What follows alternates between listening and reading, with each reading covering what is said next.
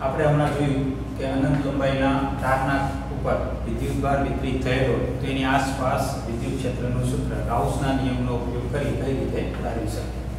હવે આપણે જોઈશું અનંત વિસ્તારનું પૃષ્ઠ હોય એટલે કે બધી બાજુ ફેલાયેલું હોય સમતલીય પૃષ્ઠ એના ઉપર વિદ્યુતભાર વિતરિત થયેલો હોય તો એની આસપાસના વિસ્તારમાં વિદ્યુત ક્ષેત્ર કઈ રીતે હશે અને એનું આપણે સમીકરણ ધારવું છે. તો અનંત લંબાઈનું અનંત વિસ્તારવાળું એક પૃષ્ઠ આપણે દોરીએ.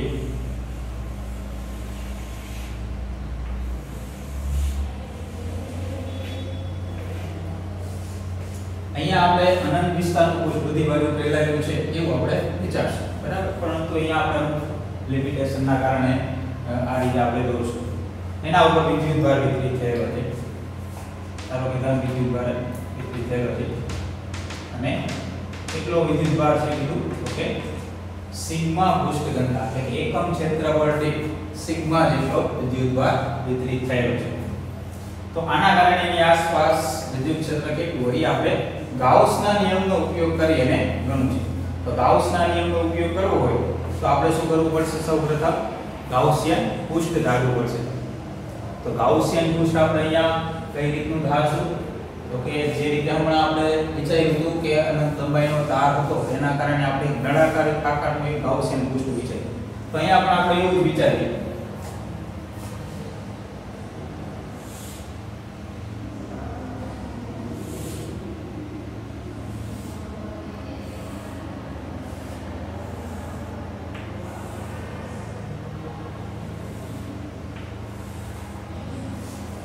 બરાબર, એક નળાકાર જ વિચારીએ. અને નળાકાર કઈ રીતે આપણે વિચારશું? તો કે આ રીતે ધારો કે સપાટી છે,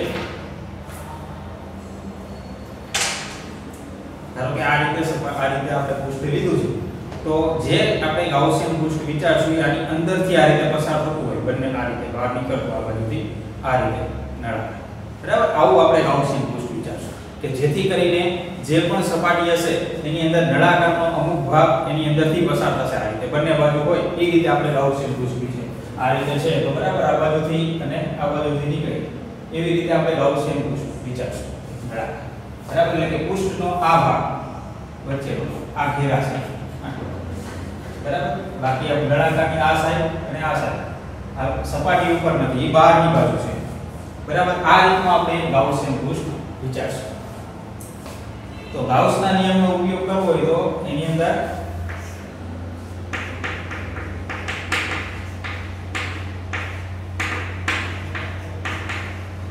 બરાબર આ સમીકરણનો આપણે ઉપયોગ કરવો પડશે.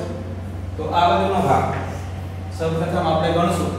તો જે રીતે હમણાં જોયું આપણે કે નળાકારની ટોટલ 3 સપાટી હશે, એક વક્ર સપાટી અને બે બાજુ. બરાબર, તો પહેલા આપણે વક્ર સપાટી માટે ગણશું.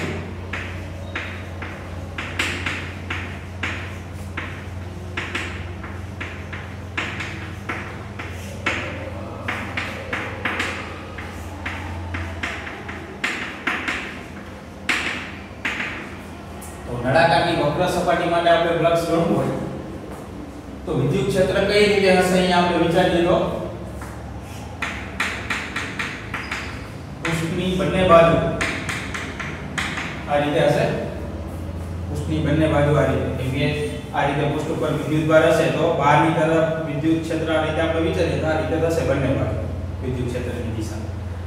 અને આ જે વક્ર સપાટી લીધી છે એના ઉપર આપણે કોઈ જગ્યાએ ખંડ લઈએ તો એ ખંડના ક્ષેત્રફળનો સદિશ પૃષ્ઠને લંબ એટલે કે આ રીતે ઉપરની તરફ હશે, આ રીતે નળાકાર હોય એના ઉપર આપણે ખંડ લઈએ તો એનો ક્ષેત્રફળનો સદિશ પૃષ્ઠને લંબ એ રીતે થશે.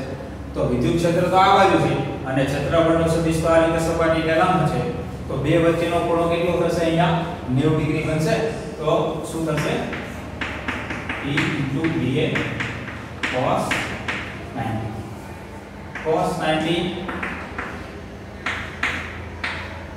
0 થઈ જશે ફ્લક્સ. તો વક્ર સપાટીના કારણે સંકળાયેલું ફ્લક્સ કેટલું મળ્યું આપણને? 0. એ જ રીતે આપણે નળાકારની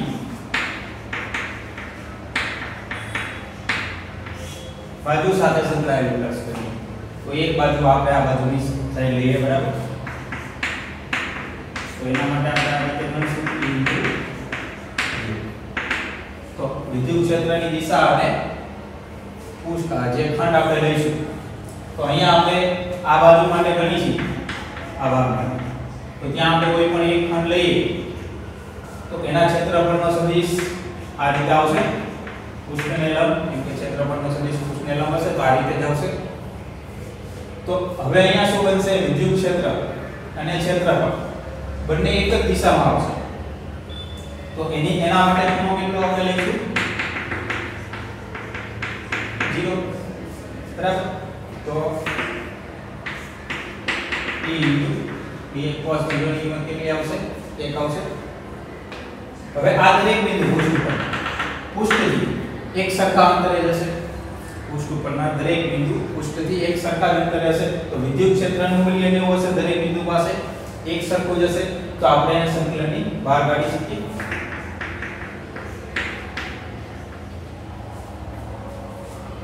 હવે આ દરેક ખંડનો સરવાળો કરીએ તો આખી બાજુનું ક્ષેત્રફળ આવશે આ ભાગનું એ ભાગનું ક્ષેત્રફળ કેટલું તો કે અહીંયા આપણે ધારી લઈએ કે એ બાજુનું ક્ષેત્રફળ એ રીતનું છે બરાબર તો સંકલન કેટલું આવશે એ રીતનું આવશે તો નળાકારની બાજુનું ક્ષેત્રફળ એ જેટલું ધારીએ તો એની સાથે સંકળાયેલું ફ્લક્સ આપણને કેટલું મળશે e * a જેટલું મળશે એ જ રીતે જે બીજી બાજુ લઈએ આપણે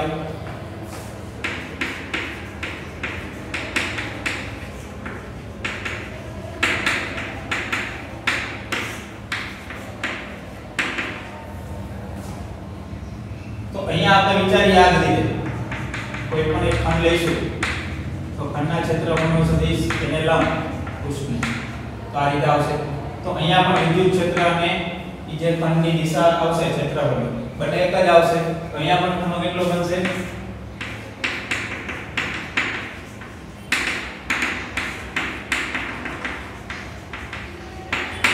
0 તો અહીંયા પણ એ જ આવશે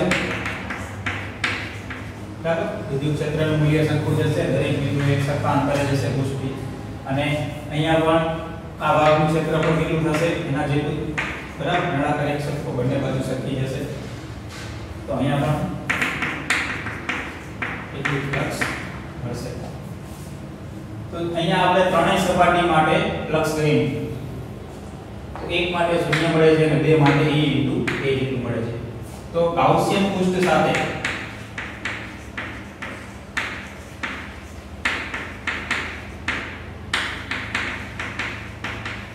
સંકળાયેલ કુલ ફ્લક્સ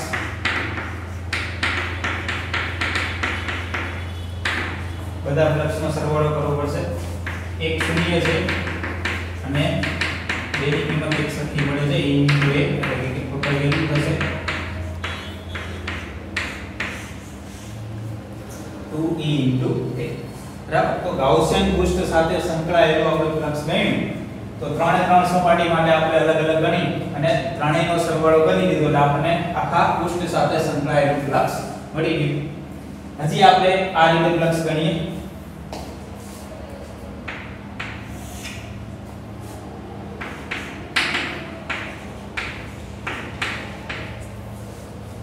ઘેરાયેલો વિદ્યુત ભાગ ગાઉસિયન પૃષ્ઠ વડે છેદમાં એપ્સિલોન 0 આ રીતે પણ આપણે ફ્લક્સ ગણી શકીએ તો અહીંયા જો તમે ગાઉસિયન પૃષ્ઠ જે છે એની અંદર કેટલો વિદ્યુત ભાર ઘેરાશે તો કે પૃષ્ઠ આ રીતે હતું અને એમાંથી નળાકાર આ રીતે પસાર થાય એ રીતે આપણે ગાઉસિયન પૃષ્ઠ લીધું તો પૃષ્ઠનો કેટલો ભાગ નળાકારની અંદર આવશે તો કે જે આ ભાગ જેટલો છે આ બાજુ અથવા બરાબર કેટલો ભાગ જ પૃષ્ઠ સાથે ઘેરાશે તો આના ઉપર વિદ્યુત ભાર છે પૃષ્ઠ પર તો કેટલો વિદ્યુત ભાર અંદર આવ્યો તો કે આ ભાગનું ક્ષેત્રફળ કેટલું તો કે એના આ ભાગનું ક્ષેત્રફળ કેટલું આવશે a જેટલું થશે અને પૃષ્ઠ પર કેટલો વિદ્યુત ભાર વિતરિત થયેલો છે આપણે કીધું છે તો કે સિગ્મા પૃષ્ઠ ઘનતા એટલે કે એકમ ક્ષેત્રફળ દીઠ સિગ્મા જેટલો વિદ્યુત ભાર છે તો એકમ ક્ષેત્રફળ દીઠ સિગ્મા જેટલો વિદ્યુત ભાર હોય તો a ક્ષેત્રફળ હોય તો કેટલો વિદ્યુત ભાર થાય તો કે સિગ્મા * a જેટલો થશે તો ગાઉસિયન પૃષ્ઠની અંદર કેટલો વિદ્યુત ભાર ઘેરાનો તો કે સિગ્મા * a જેટલો છેદમાં એપ્સિલોન 0 બરાબર તો ગાઉસના નિયમનો ઉપયોગ કરી આપણે એક બાજુ માટે ફ્લક્સ લેવું અને બીજી બાજુ માટે લેવું, તો બંનેની કિંમત આપણે સરખાવી શકીએ.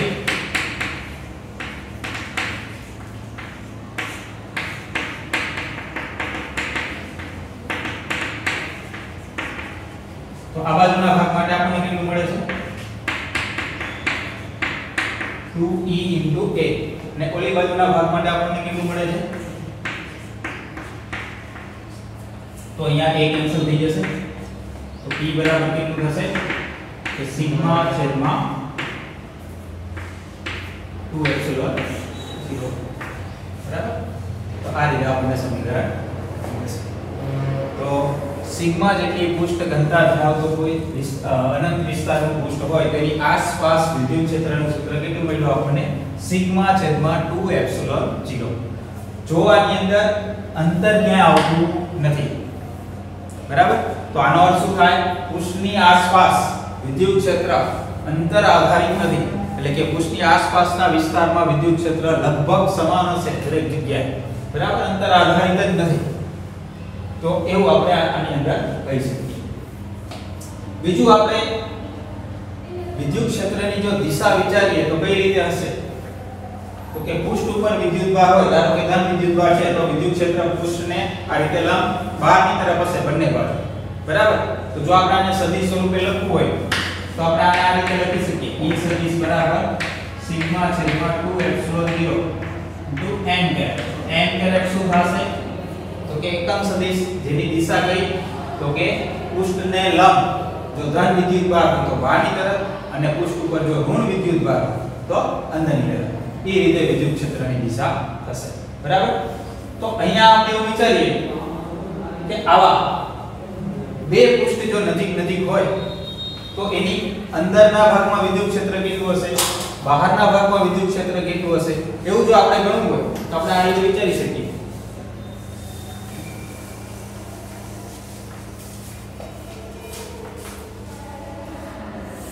ધારો કે આપણે એક આ સમતલ વિચારીએ, બરાબર, જેના ઉપર સિગ્મા 1 જેટલો પૃષ્ઠ વિદ્યુતભાર ઘનતા છે. એ જ રીતે બાજુમાં બીજું એક પૃષ્ઠ વિચારી લઈએ આપણે.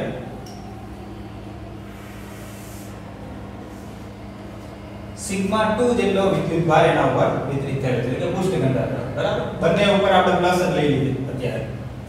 તો વચ્ચેના ભાગમાં, બહારના ભાગમાં, બંને બાજુ આ ત્રણેય બિંદુ પાસે, ધારો કે એકની કહીએ A, B અને C, આ ત્રણેય બિંદુ પાસે વિદ્યુત ક્ષેત્ર કેટલું હશે એ આપણે ગણવું છે, બરાબર. તો ધારો કે બધા પ્લસ વિદ્યુતભાર જ આપણે લીધો છે, તો આપણે A પાસે ગણવું હોય તો આ પૃષ્ઠના કારણે વિદ્યુત ક્ષેત્ર કઈ રીતે હશે, હમણાં આપણે જોઈએ કે આ રીતે વિદ્યુત ક્ષેત્રની દિશા હશે, બરાબર. આ પ્લેટના કારણે, પેલી પ્લેટના, એ જ રીતે બીજી પ્લેટના કારણે વિદ્યુત ક્ષેત્ર કઈ રીતે હશે, તો આ રીતે બહારની તરફ જ હશે. તો આ બિંદુ પાસે બંનેની દિશા કેવી થઈ, એક જ થઈ. તો અહીંયા શું થશે, બંને વિદ્યુત ક્ષેત્રનો સરવાળો થશે. એ જ રીતે આપણે આ બિંદુ પાસે વિચારીએ તો ત્યાં પણ એવું જ બનશે, કેમ કે આ પૃષ્ઠ જે છે એના કારણે વિદ્યુત ક્ષેત્ર આ રીતે બહારની તરફ હશે અને આ પૃષ્ઠ છે એના કારણે વિદ્યુત ક્ષેત્ર આ રીતે બહારની તરફ જ હશે, બરાબર. તો બંનેના કારણે જે વિદ્યુત ક્ષેત્ર હશે એક જ દિશામાં આવશે. તો અહીંયા વિદ્યુત ક્ષેત્ર કેટલું થશે, તો કે બંનેના સરવાળા જેટલું થશે. પણ આ બિંદુ પાસે શું થશે વિચારો, તો કે આ પૃષ્ઠના કારણે વિદ્યુત ક્ષેત્ર બહારની તરફ એટલે આ રીતે થશે અને આ પૃષ્ઠના કારણે વિદ્યુત ક્ષેત્ર બહારની તરફ એટલે આ રીતે થશે, બરાબર. બહારની તરફ એટલે આ રીતે બંને બાજુ થાય, એ જ રીતે આના માટે આ રીતે બંને બાજુ થાય. તો અહીંયા તમે જો વચ્ચેના ભાગમાં તો વિદ્યુત ક્ષેત્રની દિશાઓ કઈ રીતે આવી, વિરુદ્ધ આવી. તો અહીંયા વિદ્યુત ક્ષેત્ર કેટલું થશે વચ્ચેના વિસ્તારમાં, તો કે અહીંયા બાદબાકી થશે, બરાબર. તો આ જગ્યાએ શું થશે, વિદ્યુત ક્ષેત્રનો સરવાળો થશે, આ બાજુ વિદ્યુત ક્ષેત્રનો સરવાળો થશે, પણ વચ્ચેના ભાગમાં શું થશે, વિદ્યુત ક્ષેત્રની બાદબાકી થશે. જો આ બંને પ્લસ વિદ્યુતભાર હોય તો, માઈનસ હોય તો શું થાય, તો કે માઈનસ હોય તો આપણે જે વિદ્યુત ક્ષેત્રની દિશા દર્શાવી છે આ બધી પડી જશે, બરાબર. આ રીતે અંદરની તરફ થઈ જશે. તો જ્યાં સરવાળો આવ્યો છે ત્યાં શું થઈ જશે, બાદબાકી થઈ જશે, બરાબર. અને જ્યાં બાદબાકી આવે છે ત્યાં શું થઈ જશે, સરવાળો થઈ જશે. બાકી વિદ્યુત ક્ષેત્રનું સૂત્ર તો કેટલું આવશે, આ જ આવશે, સિગ્મા છેદમાં 2 એપ્સિલોન 0 બરાબર। તો જ્યાં સિગ્મા 1 કે સિગ્મા 2 આવા સંકેતનો ઉપયોગ કર્યો તો ત્યાં સિગ્માની જગ્યાએ સિગ્મા 1 અથવા તો 2 એ રીતે આપણે ત્યાં લેવાનું થાય બરાબર। અને એ જ રીતે આપણે સરવાળો બાદબાકી કરી કોઈ પણ બિંદુ પાસે આપણને વિદ્યુત ક્ષેત્ર પૂછે તો આપણે સરળતાથી ગણી શકીએ બરાબર।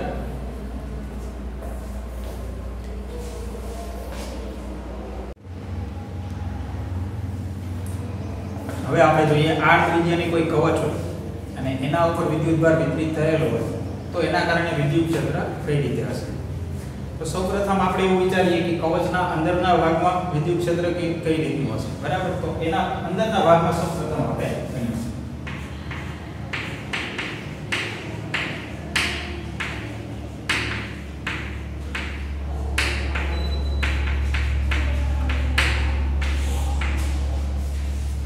તો અંદરના ભાગમાં ગણવા માટે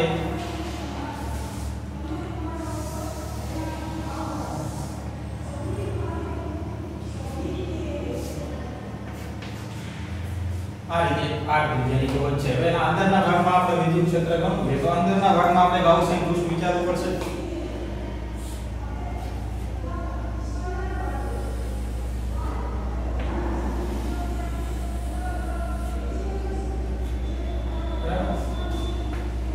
આ રીતે લઈએ 8 ત્રિજ્યા આ એક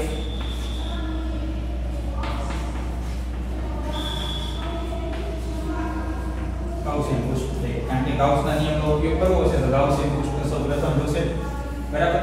તો આ રીતે આપણે ગાઉસના નિયમનો ઉપયોગ કરીએ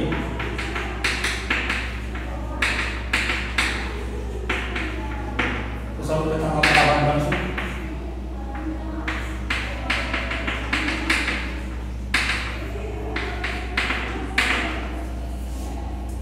તો વિદ્યુત ભાર તો ક્યાં છે કવચની સપાટી પર આ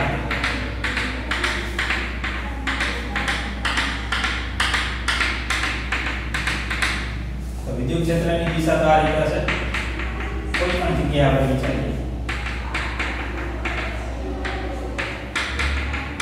બરાબર। અને જે ગાઉસિયન પૃષ્ઠ આપણે લીધું છે એના ઉપર આપણે કોઈ પણ જગ્યાએ કણ લઈશું કોઈ પણ જગ્યાએ કણ લઈએ બરાબર। તો એનો ક્ષેત્રફળનો સદિશ પૃષ્ઠને લંબરૂપ હશે બરાબર। તો બંનેની દિશા કેવી આવશે એક જ આવશે અને જો બંનેની દિશા એક આવે તો આપણે અહીંયા શું લઈએ તો cos 0 ને કેટલું આવશે 1 અને દરેક જગ્યાએ વિદ્યુત ક્ષેત્ર એક સમાન હોય એવું આપણે ધારી લઈએ અંતર 1 શકું જોઈએ બરાબર।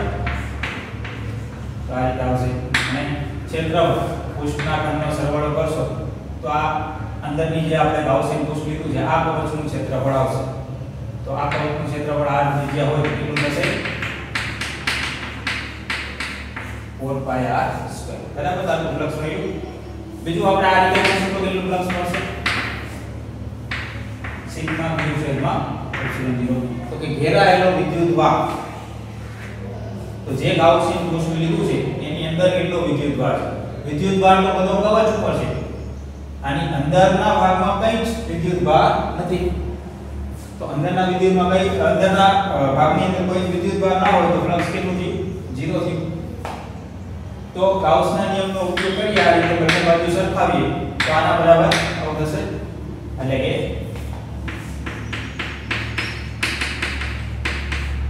E = 0 તો E = 0 તો આનો અર્થ એવો થયો કે અંદરના ભાગમાં વિદ્યુત ક્ષેત્ર કેટલું મળશે 0 મળશે કવચના અંદરના ભાગમાં વિદ્યુત ક્ષેત્ર 0 મળશે એવું સાબિત થયું આના ઉપર બરાબર। કેમ કે અંદરના ભાગમાં વિદ્યુત ભાર જ નથી એટલે ઘેરાયેલો વિદ્યુત ભાર આપણે આ ત્રિજ્યા ગમે તે લઈએ અંદર તો વિદ્યુત ભાર આવતો જ નથી બરાબર। તો ગાઉસના નિયમનો ઉપયોગ કરી અને આપણે ગણશું તો કેટલું મળશે આપણને વિદ્યુત ક્ષેત્ર 0 મળશે। તો અંદરના ભાગમાં વિદ્યુત ક્ષેત્ર કેટલું હોય 0 હોય। બહારના ભાગમાં કેટલું હોય તો કે બહારના ભાગમાં ગણવું હોય તો આપણે આ રીતે લેવું પડશે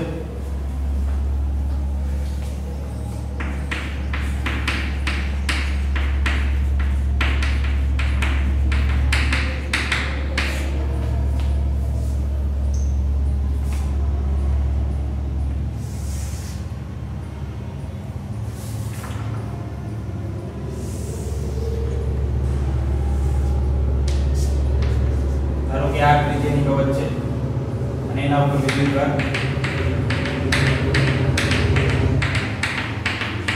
આપણે હવે ગણવું છે બહારના ભાગમાં, તો ગાઉસિયન પૃષ્ઠ જે લઈશું એ આપણે બહારના ભાગમાં લઈશું.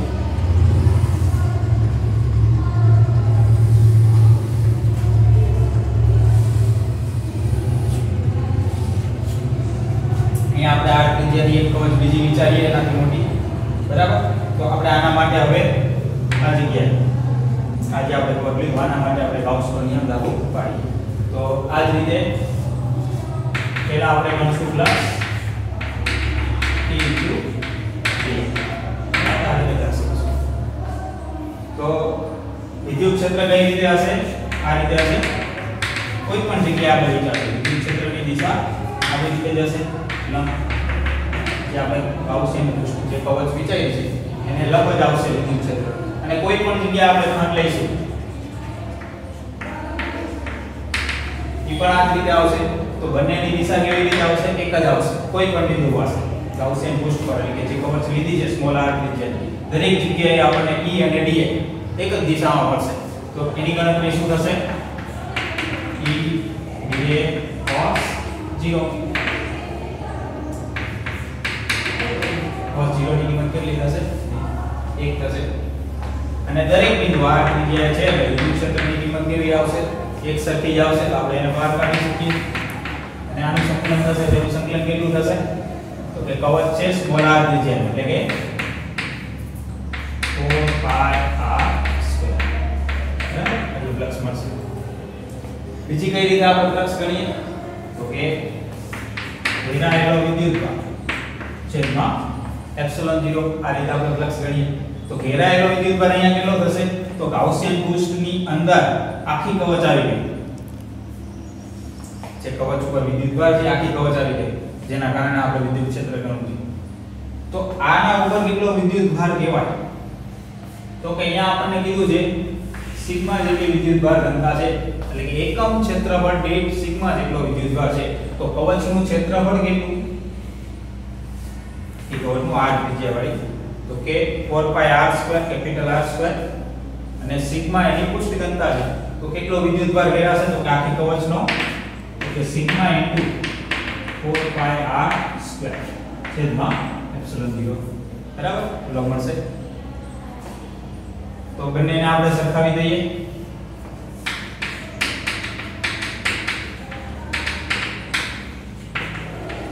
આ બાજુની કિંમત આપણને મળી E * 4 pi r સ્ક્વેર અને આ બાજુ આપણને કેટલું મળ્યું? સિગ્મા 4 pi r સ્ક્વેર છેદમાં એપ્સિલોન 0. તો અહીંયા 4 pi કેન્સલ થઈ જશે. E = કેટલું મળશે આપણને? તો સિગ્મા r સ્ક્વેર છેદમાં એપ્સિલોન 0 સ્મોલ r સ્ક્વેર. હવે થશે. તો જો અહીંયા વિદ્યુત ક્ષેત્ર અને અંતર કઈ રીતે મળ્યું આપણને? વર્ગના વ્યસ્ત પ્રમાણમાં છે. એટલે કે એનો અર્થ શું થશે? અંતર જેમ વધશે તેમ વિદ્યુત ક્ષેત્ર વર્ગના પ્રમાણમાં ઘટતું જશે. બહારના ભાગમાં એવું થશે, બરાબર. અંદરના ભાગમાં તો કેટલું મળે છે વિદ્યુત ક્ષેત્ર?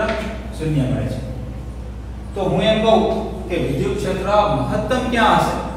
સૌથી વધારે. તો કે અંદરના ભાગમાં તો વિદ્યુત ક્ષેત્ર 0 છે, બહારના ભાગમાં જેમ આપણે દૂર જઈએ એમ વિદ્યુત ક્ષેત્ર ઘટતું જાય છે. તો સૌથી વધારે ક્યાં હશે? સપાટી ઉપર હશે. તો કવચની સપાટી ઉપર વિદ્યુત ક્ષેત્ર સૌથી વધુ હોય. અને કેટલું હોય એવું ગણવું હોય તો આ જે સ્મોલ r છે એની જગ્યાએ આપણે શું લઈ લેવાનું થાય? સપાટી માટે ગણવું હોય તો સ્મોલ r કેપિટલ R લઈ લેવાનું થાય, બરાબર. એ જનતા તો કેટલું મળશે? સિગ્મા છેદમાં એપ્સિલોન 0. સપાટી પર મહત્તમ વિદ્યુત ક્ષેત્ર હોય અને એ આટલું, બરાબર. તો કવચના અંદરના ભાગમાં, સપાટી પર અને બહારના ભાગમાં વિદ્યુત ક્ષેત્ર અંતર સાથે કઈ રીતે બદલાય એનો જો આપણે આલેખ દોરવો હોય તો કઈ રીતે વિચારી શકીએ આપણે? તો કે અંદરના ભાગમાં તો વિદ્યુત ક્ષેત્ર 0 છે, સપાટી પર મહત્તમ છે, બહારના ભાગમાં જેમ દૂર જશું એમ અંતર સાથે વર્ગના વ્યસ્ત પ્રમાણમાં ઘટતું જશે. તો એનો ગ્રાફ કઈ આપણે આ રીતે કંઈક મળશે ને?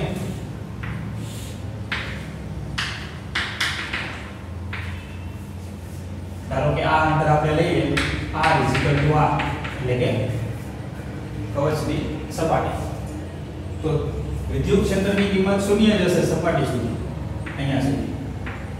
અહીંયા કેટલી હશે? મહત્તમ હશે. કઈ જગ્યાએ? તો કે r બરાબર સપાટી પર મહત્તમ હશે અને પછી વર્ગના વ્યસ્ત પ્રમાણમાં ઘટશે. એટલે કે હવે આલેખ કેવો આવશે? વર્ગનું વ્યસ્ત પ્રમાણ હોય તો અતિવલય, એટલે કે આ રીતે આવશે વક્ર.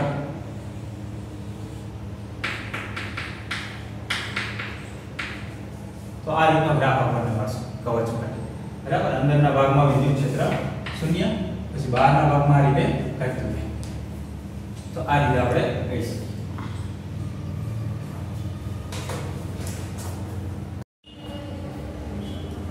નમસ્કાર વિદ્યાર્થી મિત્રો, આપણે ગાઉસનો નિયમ અને તેના ઉપયોગો આપણે જોયા. હવે આપણે અમુક એક્ઝામ્પલ ગણીએ. આપણે ઉદાહરણ 9 સુધી એક્ઝામ્પલ ગણ્યા હતા. આજે આપણે જોઈશું ઉદાહરણ 10. ઉદાહરણ 10 ની રકમની અંદર જુઓ તો એવું કીધું છે બે વિદ્યુતભારો ±10 માઇક્રોકુલમ એકબીજાથી 5 મિલીમીટર અંતરે મૂકેલા છે. એટલે કે બે વિદ્યુતભાર કીધા છે, એક ધન છે એક ઋણ છે. બંને વિદ્યુતભારના મૂલ્ય સરખા છે 10 માઇક્રોકુલમ. બે વચ્ચેનું અંતર કીધું છે 5 મિલીમીટર. આકૃતિમાં દર્શાવ્યા મુજબ ડાયપોલ પરની અક્ષ પરના કોઈ એક તેના કેન્દ્રથી 15 સેન્ટીમીટર દૂર ધન વિદ્યુતભાર બાજુ આવેલા બિંદુ P, એટલે કે આકૃતિમાં દર્શાવ્યા મુજબ એવું કીધું છે. એટલે કે આકૃતિ આપણને આપેલી છે આ રીતે છે. બરાબર, બે વચ્ચેનું અંતર કીધું છે 5 મિલીમીટર. બંને વિદ્યુતભાર દર્શાવી દીધા છે અને ધન વિદ્યુતભારથી 15 સેન્ટીમીટર અહીંયા આવે બિંદુ P આ બિંદુ પાસે. અને બીજું પણ કીધું છે તો ત્યાં વિદ્યુત ક્ષેત્ર આપણને ગણવાનું કીધું છે. તો પહેલા આપણે આના માટે જોઈએ. તો આપણે આગળ જોઈ ગયા ડાયપોલ માટે આપણે સમીકરણો તાર્યા હતા. તો આ બિંદુ P જે છે એ ડાયપોલની અક્ષ ઉપર આવેલું કહેવાય. આ રીતે આમાંથી પસાર થતી રહે. તો બિંદુ P જો ડાયપોલની અક્ષ ઉપર આવેલું હોય તો આપણે શીખી ગયા. અને પાછું અહીંયા જો આ રીતે પણ કીધું છે બે વચ્ચેનું અંતર 5 મિલીમીટર છે અને 15 સેન્ટીમીટર દૂર આપણને વિદ્યુત ક્ષેત્ર ગણવાનું કીધું છે. આ જગ્યાએ તો આ બંને અંતર જો તો આ બે વચ્ચેનું અંતર છે 5 મિલીમીટર અને અહીંયાથી આ અંતર છે 15 સેન્ટીમીટર. તો આ અંતર આના કરતાં ખૂબ વધુ કહેવાય. તો અક્ષ પર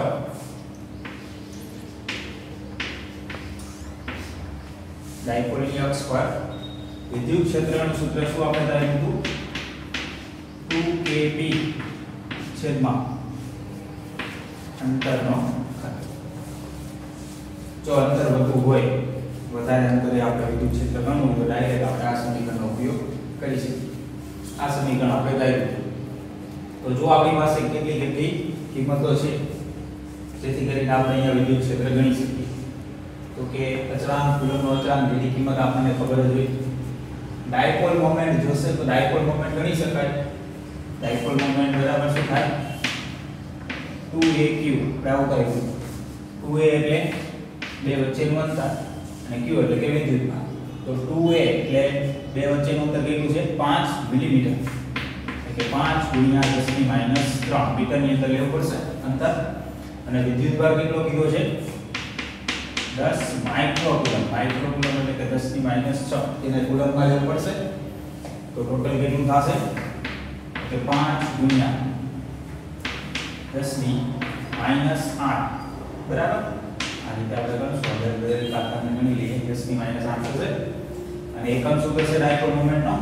કુલમ ઇન્ટુ મીટર. તો આ રીતે મળી જશે. ડાયપોલ મોમેન્ટ મળી ગઈ. અને અંતર, તો અંતર કેટલું લઈશું આપણે અહીંયા? જો કે અંતર આપણે મધ્યથી ગણવાનું થાય અહીંયાથી આ રીતે. પણ આ અંતર જે છે આનું અડધું કરીએ એટલે આ કેટલું થાય? 2.5 મિલીમીટર. અને 15 સેન્ટીમીટર અંતર જે કીધું છે એ કેન્દ્રથી જ કીધું છે. બરાબર, એટલે આ ગણવાની જરૂર નથી, અહીંયા લીધી દીધું છે. તો ડાયરેક્ટ r બરાબર આપણે કેટલું લઈ શકીએ? 15 સેન્ટીમીટર, 15 ગુણ્યા 10 ની માઈનસ 2. આ બધી કિંમત આની અંદર મૂકીએ તો વિદ્યુત ક્ષેત્રની એની કિંમત કેટલી હોય? 10 ગુણ્યા 10 ની 9 ગુણ્યા 10 ની 9, ને આ કેટલી ડાયપોલ મોમેન્ટ કેટલી હોય? 5 ગુણ્યા 10 ની માઈનસ 8 છેદમાં 15 ગુણ્યા 10 ની માઈનસ 2.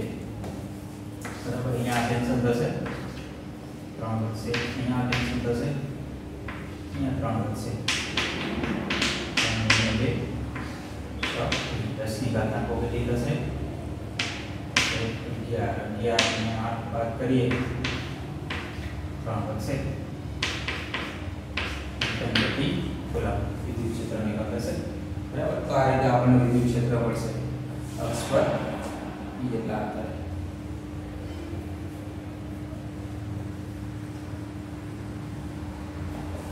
ચલીએ આપણે જે અહીંયા ધ્યાન નથી કર્યો.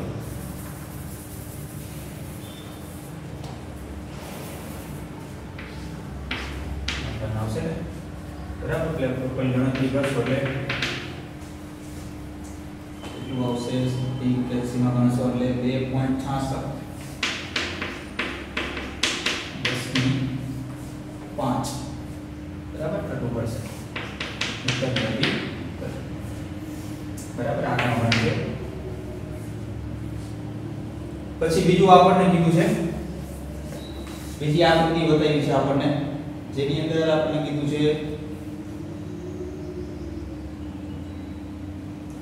આ રીતે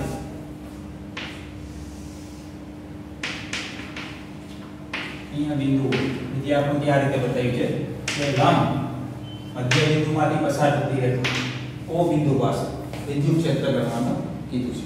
બરાબર, તો O બિંદુ જે છે એ ક્યાં આવેલું કહેવાય? આપણે આગળ શીખી ગયા વિષુવરેખા, વિષુવઅક્ષ એના ઉપર આવેલું કહેવાય. એના માટે આપણને શું સમીકરણ કહ્યું હતું? E બરાબર kT છેદમાં r નો ઘન. બરાબર, તો કિંમત મૂકી દઈએ તો ત્યાં પણ આપણને મળી જશે 9 ગુણ્યા 10 ની 9 ગુણ્યા ડાયપોલ મોમેન્ટની કિંમત કેટલી મળે છે આપણને? 5 ગુણ્યા 10 ની માઈનસ 8 છેદમાં અંતર કેટલું કીધું છે? 15 સેન્ટીમીટર. આનો બરાબર, આની જેમ ગણતરી આવશે. અહીંયા 2 આવે છે અને ત્યાં નહીં આવે, એટલે કે આના કરતા અડધું જ આવશે, 1.33 ગુણ્યા 10 ની 5 ન્યૂટન પ્રતિ. બરાબર, આ બે કિંમતો આપણને ગણવાની કીધી. બરાબર, બીજો દાખલો કે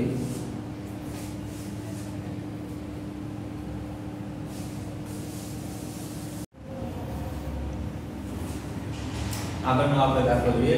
સ્વાધ્યાયમાં 24મો દાખલો છે. જોઈએ રકમ એની. બે મોટી પાતળી ધાતુની પ્લેટો એકબીજાથી નજીક અને સમાંતર છે. બે પ્લેટ કીધી છે, એકબીજાની નજીક છે અને સમાંતર છે, એટલે આવી રીતે ગોઠવાયેલી છે. તેમની અંદરની બાજુઓ પર વિરુદ્ધ ચિહ્નો ધરાવે અને 17 ગુણ્યા 10 ની માઈનસ 22 કુલમ પ્રતિ મીટર સ્ક્વેર મૂલ્યની વિદ્યુતભારની પૃષ્ઠ ઘનતા છે. એટલે કે બે પ્લેટ કીધી છે, બંને ઉપર વિરુદ્ધ ચિહ્ન, એટલે એક ઉપર ધન વિદ્યુતભાર છે, એક ઉપર ઋણ વિદ્યુતભાર છે. વિદ્યુતભાર કેટલો છે એ નથી કીધું, પણ પૃષ્ઠ ઘનતા આપી છે, એટલે કે એકમ ક્ષેત્રફળ દીઠ કેટલો વિદ્યુતભાર છે એ આપણને આપેલું છે. તો પહેલું ગણવાનું કીધું છે પ્રથમ પ્લેટની બહારના વિસ્તાર, એટલે કે પહેલી પ્લેટના બહારના વિસ્તારમાં. તો અહીંયા આપણે આકૃતિ દોરીએ તો આવી રીતે થશે. બે પ્લેટ આવી છે, એક ઉપર ધન વિદ્યુતભાર છે, એક ઉપર ઋણ વિદ્યુતભાર છે. બરાબર, તો પ્રથમ પ્લેટ લઈએ, આ બીજી પ્લેટ લઈએ. તો પ્રથમ પ્લેટના બહારના ભાગમાં, એટલે કે અહીંયા બરાબર આ જગ્યાએ ગમે ત્યાં. પછી કીધું છે બીજી પ્લેટના બહારના વિસ્તાર, એટલે કે બીજી પ્લેટ એટલે આને લઈએ, આના બહારના વિસ્તાર, એટલે કે આ જગ્યાએ ગમે ત્યાં. અને બંને પ્લેટના વચ્ચેના વિસ્તારમાં, એટલે કે આ બંનેની વચ્ચે, એટલે કે આ જગ્યાએ આપણે ત્રણેય બિંદુ નામ આપી દઈએ, A B અને C. આ ત્રણેય બિંદુ પાસે વિદ્યુત ક્ષેત્ર શોધો. તો વિદ્યુત ક્ષેત્ર ગણવાનું કીધું છે અને ઉષ્ણ ઘનતાની કિંમત આપણને કેટલી આપી છે 17 × 10 - 22 કુલમ પ્રતિ હશે.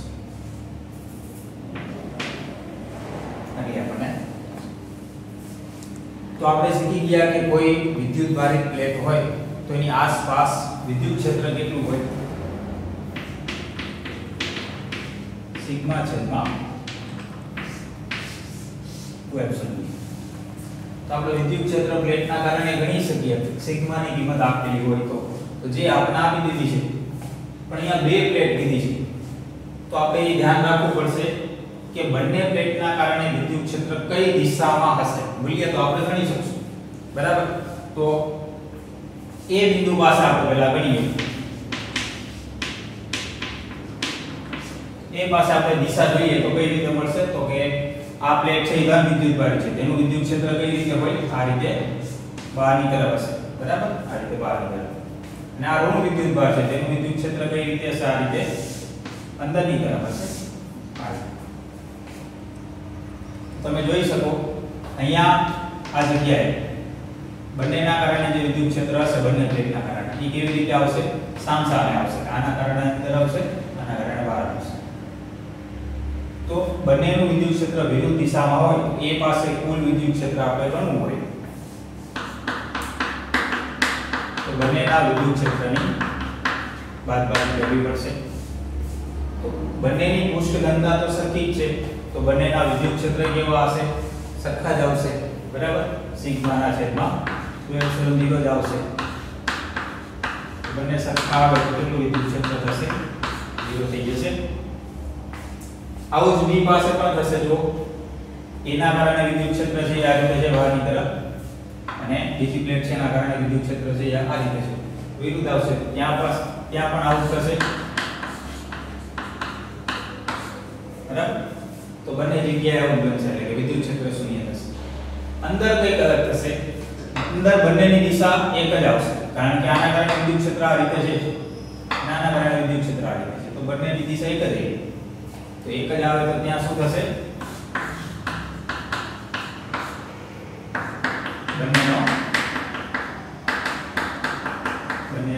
બંને પ્લેટના કારણે જે વિદ્યુત ક્ષેત્ર છે એનો સરવાળો થશે એટલે કે એકનું જો સિગ્મા આપણને કેટલું દીધું હોય તો બીજાનું પણ એટલું છે એટલું થશે. કિંમત મૂકી દઈએ એટલે આપણને મળી જશે એની કિંમત એપ્સિલોન 0 ની કિંમત કેટલી હોય 8.85 આ કેલ્ક્યુલેશન કરી નાખીએ એટલે મળી જશે કેટલું આવશે 1.52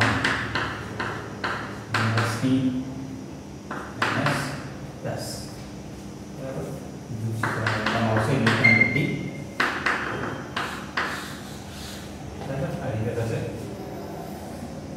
અને દિશા કઈ હશે તો અહીંયા તો બંને શૂન્ય જ છે આની દિશા કઈ આવશે તો બંને આ દિશામાં છે તો વિદ્યુત ક્ષેત્ર આ દિશામાં આવશે એટલે કે બે પ્લેટ વચ્ચેના વિસ્તારમાં આ રીતે વિદ્યુત ક્ષેત્ર ધનથી ઋણ થાય બરાબર એવું આપણે કહી શકીએ.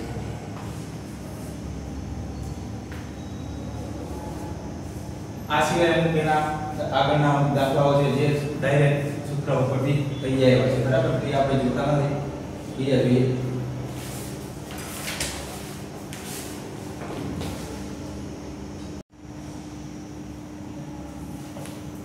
ઉદાહરણ 11 જોઈએ હવે. આકૃતિ દર્શાવી છે એક સમઘન બતાવ્યો હોય અને અમુક કિંમતો આપેલી છે. પૂછ્યું છે સમઘન સાથે સંકળાયેલું ફ્લક્સ કેટલું અને સમઘનની અંદર કેટલો વિદ્યુતભાર થશે. બે પ્રશ્ન આપણને પૂછ્યા છે. અમુક કિંમતો પણ આપેલી છે. આ રીતે બતાવ્યું છે Ex બરાબર આલ્ફા x ની 1/2 ઘાત Ey અને Ez બરાબર 0 એટલે કે વિદ્યુત ક્ષેત્રના બે ઘટક શૂન્ય બતાવ્યા છે. આ એક જ છે એનો મતલબ એવો થાય વિદ્યુત ક્ષેત્ર કઈ બાજુ છે x અક્ષ બાજુ છે. આ y અક્ષ છે આ z અક્ષ છે અને આ x અક્ષ છે એટલે કે વિદ્યુત ક્ષેત્ર આ બાજુ છે. y અને z દિશામાં x દિશામાં જ છે વિદ્યુત ક્ષેત્ર. આલ્ફાની કિંમત આપી દીધી છે 800 અને a એટલે કે બાજુની માપ છે સમઘનની બાજુનું માપ જે 0.1 મીટર આપણને આપ્યું છે. તો આપણે સંઘન સાથે સંકળાયેલું ફ્લક્સ ગણવું હોય તો આપણે સંઘનની દરેક બાજુઓ વિશે પહેલા આપણે વિચારીએ. તો ટોટલ 6 બાજુઓ છે અને વિદ્યુત ક્ષેત્રની દિશા x બાજુ છે. તો x બાજુ જો વિદ્યુત ક્ષેત્ર હોય તો બે બાજુ એવી હશે કે જેમાંથી વિદ્યુત ક્ષેત્ર પસાર થશે. બાકીની 4 બાજુઓ જે છે એમાંથી વિદ્યુત ક્ષેત્ર પસાર નહીં થાય. બરાબર? અથવા બીજી ભાષામાં આપણે કહીએ એટલે કે ફ્લક્સ એટલે E ડોટ A આ રીતે આપણે વિચારીએ તો વિદ્યુત ક્ષેત્ર અને ક્ષેત્રફળ વચ્ચેનો ખૂણો આવશે cos θ. તો બાકીની જે 4 બાજુઓ જે ફરતે છે એના ક્ષેત્રફળનો સદિશ કઈ રીતે આવશે એને લંબ પુષ્ઠ. અને વિદ્યુત ક્ષેત્ર તો x દિશામાં છે એટલે કે બંને વચ્ચેનો ખૂણો 90 જ બનશે. તો એ ચારે 4 બાજુઓ માટે આવું બનશે ખૂણો 90 બનશે. તો ફ્લક્સ કેટલું આવશે? ચારે બાજુઓ માટે 0 આવશે. એટલે કે આપણે ગણવાનું ફક્ત બે બાજુઓ માટે જ થશે. જે આપણે દર્શાવી દઈએ કઈ બે બાજુઓ માટે થશે. એક તો આ બાજુ થશે એટલે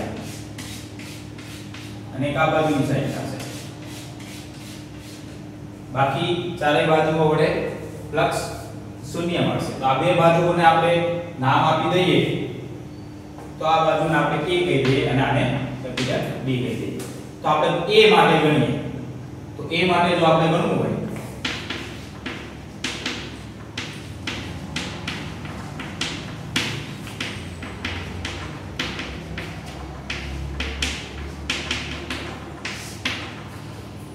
તો એના ક્ષેત્રફળનો સદિશ પહેલા આપણે વિચારીએ તો આનું ક્ષેત્રફળ કઈ રીતે આવશે?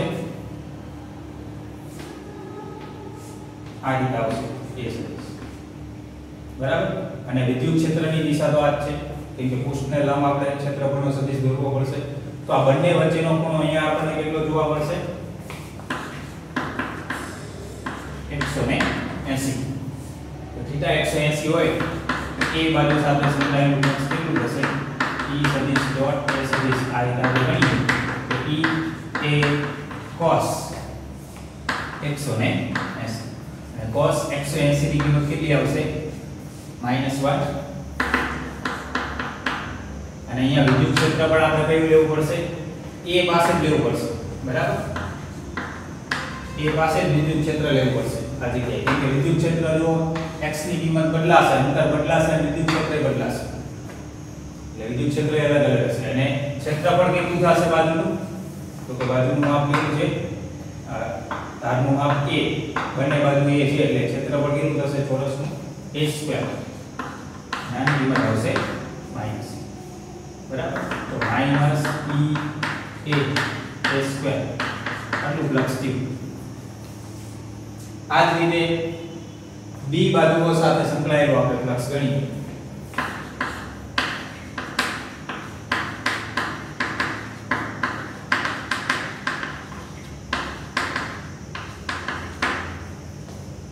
એમાં કેટલો બનશે? E અને A વચ્ચે. તો અહીંયા ક્ષેત્રફળનો સદિશ પૃષ્ઠને લંબ દોરવા દઈએ એટલે કે આ રીતે બનશે. એટલે કે વિદ્યુત ક્ષેત્ર અને પૃષ્ઠનું ક્ષેત્રફળનો સદિશ બંને એક જ દિશામાં આવશે એટલે અહીંયા આવશે θ 0. બરાબર? તો એની સાથે સંકળાયેલું ફ્લક્સ કેટલું આવશે? તો કે E B વડે દર્શાવો કારણ કે અહીંયા વિદ્યુત ક્ષેત્ર અલગ હશે આના કરતા.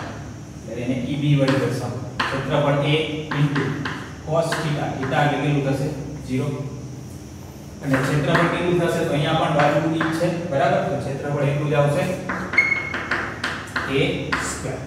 cos 0 ની કિંમત 1. તો એ ફ્લક્સ મળી જશે. તો કુલ ફ્લક્સ કેટલું થયું સંઘન સાથે સંકળાયેલ? તો કે 4 બાજુઓનું તો 0 થયું. આ બેનું આપણે ગણી લીધું. તો ટોટલ કેટલું થશે?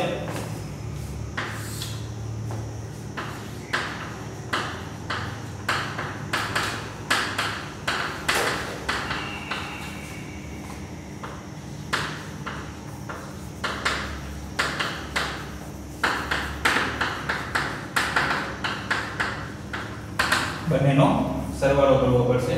તો બંનેનો સરવાળો કરીએ એકનું છે માઈનસ EA A² પ્લસ બીજાનું છે B A².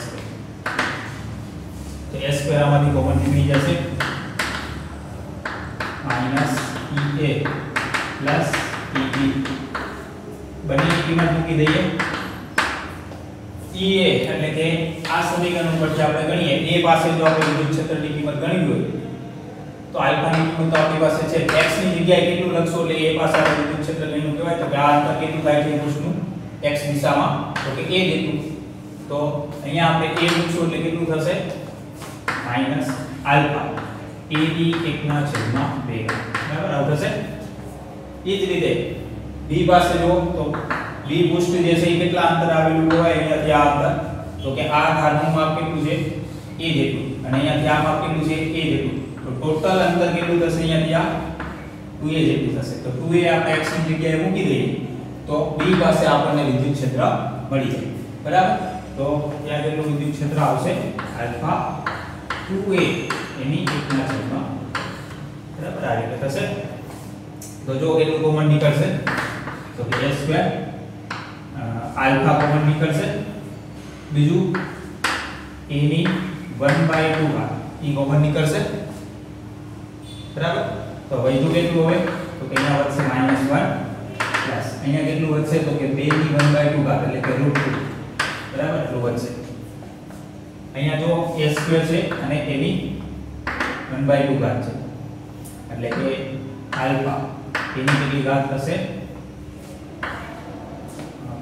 બંનેનો સરવાળો થશે એટલે કે 5/2 બરાબર એટલું થશે -1 આ દરેકની કિંમત આપણી પાસે જે મૂકી દઈએ એટલે આપણને ફ્લક્સ મળી જશે બરાબર આલ્ફાની કિંમત કેટલી આવી છે 800 એની કિંમત આપણી પાસે છે 0.1